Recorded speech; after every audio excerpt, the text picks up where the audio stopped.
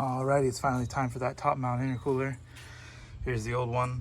About to get this thing out real quick and pop the new one on. Alright, so we got one bolt here, a bolt here, a bolt here.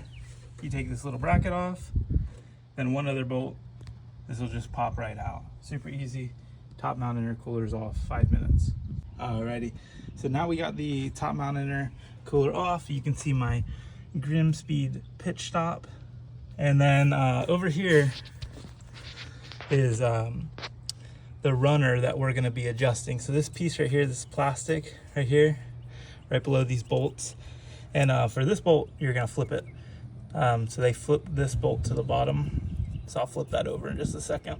But we're just dremeling away this little piece of plastic right here. So it fits flush on top of this manifold. Alrighty, so we dremeled away a lot of plastic. Took this way down. May not look like it in there, but it was up here. And I brought it right down here. So we'll do a test fit and see if the new, bigger top mount fits.